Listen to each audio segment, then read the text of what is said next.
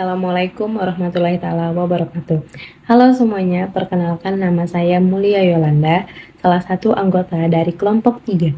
Di sini saya akan menjelaskan sedikit banyaknya isi dari latar belakang, tujuan dan dasar hukum penyusunan kebijakan umum KUA Magetan pada tahun 2023. Nah, sebelumnya aku mau kasih tahu sama kalian semua nih, apa sih KUA itu? Jadi, KUA merupakan dokumen yang memuat kebijakan bidang pendapatan, belanja, dan pembiayaan serta asumsi yang mendasari untuk periode 1 tahun. Sebagai tindak lanjut dari kebijakan umum APBD, maka perlu disusun prioritas dan plafon anggaran sementara atau juga sering disebut PPAS, yang merupakan program prioritas dan patokan batas maksimal anggaran yang diberikan kepada satuan kerja perangkat daerah. Jadi, penyusunan prioritas dan plafon anggaran sementara Kabupaten Magetan tahun anggaran 2023 dimaksudkan sebagai dokumen kebijakan yang dijadikan acuan bagi setiap satuan kerja perangkat daerah Kabupaten Magetan dalam menentukan batas maksimal anggaran untuk alokasi program dan kegiatan yang akan dilaksanakan. Selanjutnya, di slide kedua, saya akan menjelaskan tujuan penyusunan KUA Magetan pada tahun 2023, yang dimana tujuan ini memiliki beberapa poin. Yang pertama, memberikan arahan dalam penyusunan prioritas plafon anggaran sementara. Dalam penyusunan APBD akan lebih efektif, efisien, dan sesuai dengan prioritas pembangunan tahun 2023. Yang kedua, meningkatkan koordinasi antara eksekutif dan legislatif dalam memantapkan penyusunan perencanaan anggaran yang transparan dan akuntabel. Dan yang terakhir, mengoptimalkan pelaksanaan anggaran pendapatan dan belanja daerah. Di slide ketiga, saya akan menjelaskan dasar hukum KUA, yang dimana Undang-Undang Nomor 25 Tahun 2004 tentang Sistem Perencanaan Pembangunan Nasional, Lembaran Negara Republik Indonesia Tahun 2004 Nomor 104, tambahan Lembaran Negara Republik Indonesia Nomor 4421. Sekian dari saya, selanjutnya akan dijelaskan oleh rekan saya.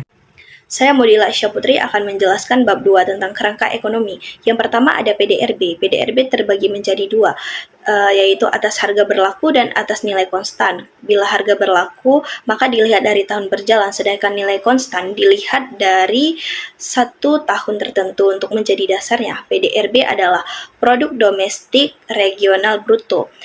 Jadi pada harga berlaku kita melihat dari 2020 ke 2021 itu mengalami kenaikan seperti di PowerPoint di atas, dan PDRB pada nilai konstan di 2020 menjadi 2021 mengalami penurunan akibat COVID-19. Selanjutnya ada inflasi, yaitu kenaikan harga barang yang tertinggi pada 2014 dengan angka 5,67% dan yang terendah pada 2020 dengan angka 1,24%. Lalu ada indeks Gini, yaitu pembagian pendapatan di suatu wilayah. Dengan tahun 2017 indeks Gininya itu 0,37%, menurun pada 2020 menjadi 0,32%. Selanjutnya ialah angka kemiskinan di Kabupaten Magetan. Pada tahun 2020 semakin naik diakibatkan pandemi dengan angka 10,35% menjadi 10,66% di tahun 2021. Selanjutnya ialah pengangguran terbuka.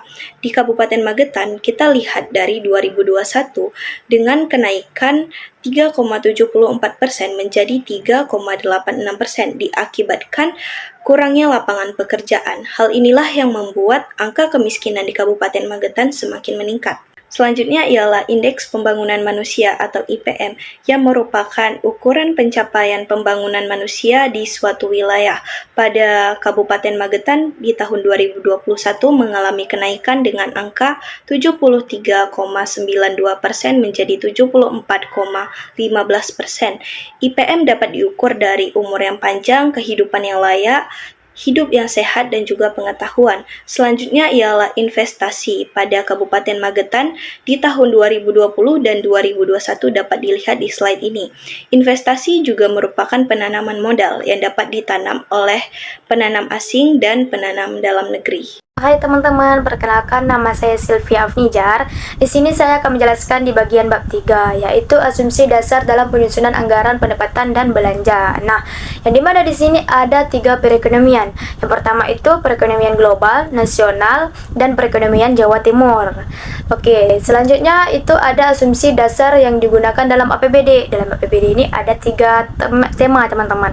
Pertama itu tema RKPD nasional. Isinya itu peningkatan produktivitas untuk transformasi yang inklusif dan berkelanjutan. Nah, yang kedua itu ada tema RKPD Provinsi Jawa Timur. Isinya itu peningkatan dan pemerataan kualitas sumber daya manusia serta transformasi yang inklusif dan berkelanjutan untuk mendukung daya saing daerah dalam menyambut era perdagangan industri dan berjasa yang berbasis agro. Nah, yang ketiga terakhir itu ada tema RKPD Kabupaten Magetan tahun 2023. Nah, isinya itu juga sama seperti tema 1 dan 2, cuman bedanya itu tujuannya untuk memperkokoh eksistensi produk lokal dan kesejahteraan masyarakat. Cukup sekian, terima kasih. Nama saya Muhammad Syahil. Di sini saya akan melanjutkan materi dari teman-teman saya yang berjudul kebijakan pendapatan dari bab 4. A. Pendapatan asli daerah (PAD). B. Pendapatan transfer pemerintahan pusat, dana perimbangan, dana transfer umum, dana transfer khusus. 2. Dana insentif daerah (DID). 3. Dana desa. Kebijakan pendapatan transfer antar daerah. 1. Pendapatan hasil bagi hasil. 2. Pendapatan bantuan keuangan. C. Lain-lain pendapatan daerah yang sah. 5. Pendapatan sesuai ketentuan peraturan perundang-undangan. Maksud dari bab ini adalah menjelaskan bahwasanya pendapatan asli daerah (PAD) terdiri dari pajak daerah, retribusi daerah, hasil pengelolaan kekayaan daerah yang dipisahkan, dan lain-lain PAD yang sah. Dalam menghadapi tantangan pandemi COVID yang mempengaruhi penerang PAD, Kabupaten Magetan fokus pada penggalian potensi baru dan optimalisasi pemungutan untuk meningkatkan kemandirian fiskal. 2. Pendapatan transfer pemerintahan pusat meliputi dana bagi hasil atau DBH, dana alokasi atau DAU, dana alokasi khusus atau DAK, dana insentif daerah atau DID, dan dana desa. Transfer antar daerah mencakup pendapatan bagi hasil pajak dan bantuan keuangan yang ditentukan berdasarkan realisasi dan alokasi tahun sebelumnya.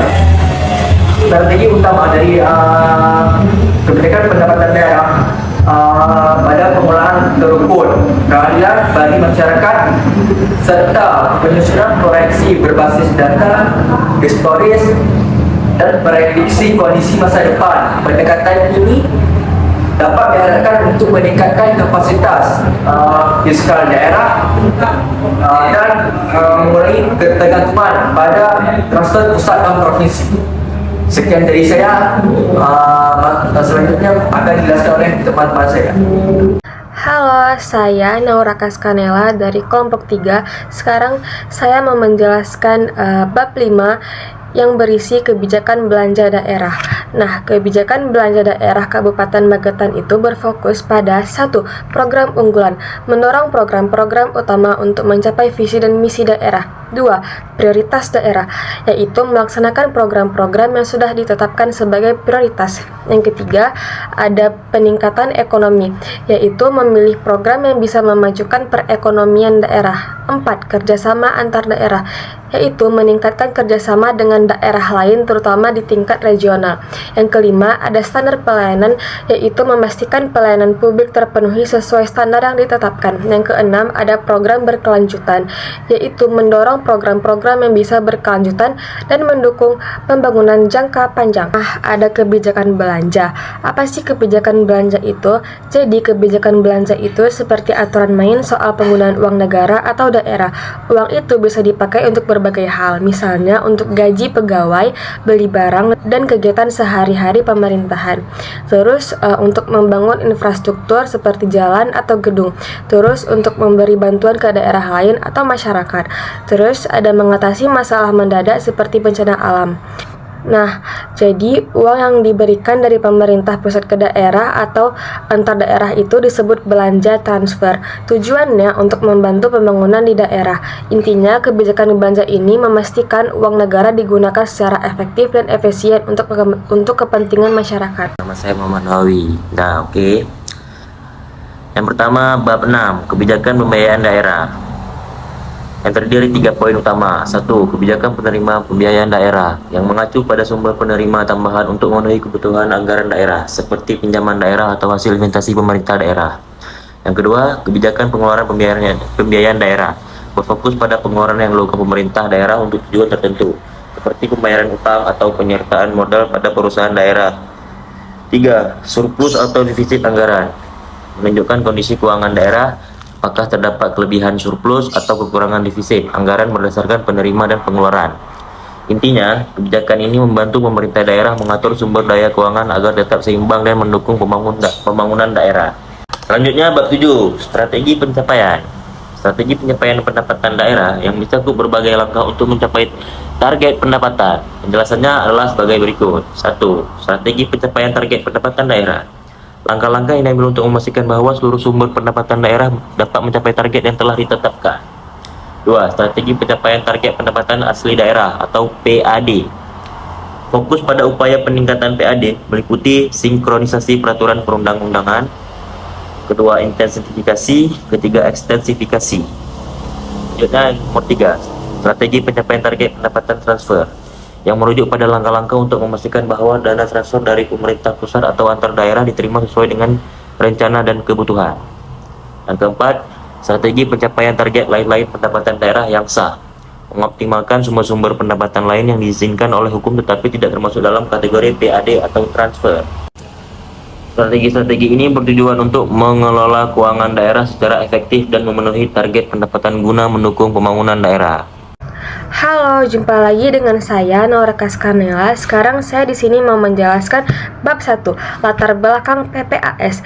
Nah, PPAS itu adalah batas maksimal anggaran yang diberikan kepada setiap perangkat daerah untuk menjalankan program-programnya. Angka ini berfungsi sebagai acuan atau patokan dalam menyusun rencana kerja dan anggaran yang lebih detail di tingkat satuan kerja. Intinya, PPAS adalah semacam plafon anggaran yang diberikan kepada setiap unit kerja di pemerintahan daerah. Dengan adanya PPAS diharapkan penganggaran menjadi lebih terarah dan efektif. Nah, tujuannya apa sih? Jadi tujuannya itu PPAS ini digunakan sebagai alat untuk memastikan bahwa program dan kegiatan pembangunan di Kabupaten Magetan sejalan dengan kebijakan yang ditetapkan oleh pemerintah provinsi dan pusat. Hal ini penting agar pembangunan di daerah berjalan secara terpadu dan berkelanjutan. Nah, di sini juga ada dasar hukum PPAS. PPAS didasari oleh Undang-Undang Nomor 25 Tahun 2004 tentang Sistem Perencanaan Pembangunan Nasional. Undang-undang ini menjadi landasan hukum yang mengatur tentang bagaimana perencanaan pembangunan di Indonesia dilakukan. Termasuk di dalamnya adalah penyusunan anggaran seperti PPAS. Singkatnya, PPAS itu dibuat berdasarkan aturan yang sudah ditetapkan dalam undang-undang sehingga penyusunan dan penggunaannya memiliki dasar hukum yang kuat. Baik, di sini saya akan menjelaskan rancangan PPAS yang terdapat di bab 2 dengan judul besar Rencana Penerimaan Daerah. Sesuai dengan Peraturan Pemerintah Nomor 12 Tahun 2019 tentang pengelolaan keuangan daerah, penerimaan daerah merupakan uang yang masuk ke kas daerah di mana telah dianggarkan dalam anggaran pendapatan dan belanja dengan rencana yang terukur secara rasional dan dapat dicapai untuk setiap sumber penerimaan daerah berdasarkan pada ketentuan perundang-undangan. Penerimaan daerah terdiri atas pendapatan daerah dan penerimaan pendapatan daerah. Oke, di sini saya akan lanjut menjelaskan tentang PPAS di bagian bab 3 juga. Nah, di sini ada prioritas belanja daerah. yang dimana Kabupaten Magetan ini menggabungkan dua pendekatan dalam merencanakan anggaran. Yang pertama itu pendekatan top down. Top down ini adalah rencana dimulai dari tingkat pimpinan daerah atau bupati, lalu diteruskan ke yang lebih rendah. Nah, yang kedua itu ada pendekatan bottom up. Bottom up ini adalah rencana juga mempertimbangkan usulan dari tingkat yang lebih rendah atau perangkat daerah. Nah, dan disesuaikan dengan kebutuhan masyarakat. Sekian, terima kasih. Saya akan melanjutkan lagi materi dari PPAS dari bab 4 yang berjudul Platform Anggaran Sementara Berdasarkan Urusan Pemerintahan dan Program. Platform Anggaran Sementara berdasarkan urusan pemerintahan dan program kegiatan berisikan platform anggaran sementara masing-masing urusan pemerintah, satuan kerja, program, kegiatan, dan sub-kegiatan yang dituangkan secara deskriptif. Maksud dari bab ini adalah memiliki fungsi sebagai berikut. Tujuannya adalah menjamin anggaran dialokasikan secara transparan dan sesuai prioritas pembangunan, memberikan gambaran kepada pemangku kepentingan tentang alokasi sumber daya, memudahkan proses pembahasan antara pemerintah dengan legislatif untuk mencapaikan kesepakatan terkait anggaran. Kesimpulannya, bab ini adalah bagian teknis yang menjelaskan rincian alokasi anggaran sementara berdasarkan prioritas urusan pemerintahan, program, kegiatan, dan sub-kegiatan. Hal ini dapat membantukan memastikan anggaran disusun sesuai tekstur, transparan, dan berorientasi pada pencapaian tujuan pembangunan. Sekian dari saya. Selanjutnya akan dijelaskan oleh teman-teman saya. Saya Mudila Aisyah Putri akan menjelaskan kembali di bab 5, yaitu Rencana Pembiayaan Daerah yang merupakan bagian dari RKA, yaitu Rencana Kerja dan Anggaran yang merupakan poin dasar dalam penyusunan APBD. Lalu dapat kita lihat di tabel, PPAS untuk pembiayaan itu terbagi menjadi penerimaan pembiayaan dan pengeluaran pembiayaan. Baik, pada tahun 2023, pemerintah daerah Kabupaten Magetan merencanakan untuk menggunakan sisa anggaran tahun lalu untuk membiayai berbagai kegiatan, terutama memberikan modal kepada perusahaan di dalam daerah. Diperkirakan masih terdapat sisa seperti angka di atas. Selanjutnya, bab 6, penutupan rancangan KUA dan PPAS. Rancangan Kebijakan Umum APBD dan Prioritas serta Plafon Anggaran Sementara atau PPAS tahun 2023 dibuat sebagai panduan bagi pemerintah Kabupaten Magetan dalam merancang anggaran pendapatan dan belanja daerah atau APBD untuk tahun anggaran 2023. Dokumen ini berperan sebagai dasar dalam penyusunan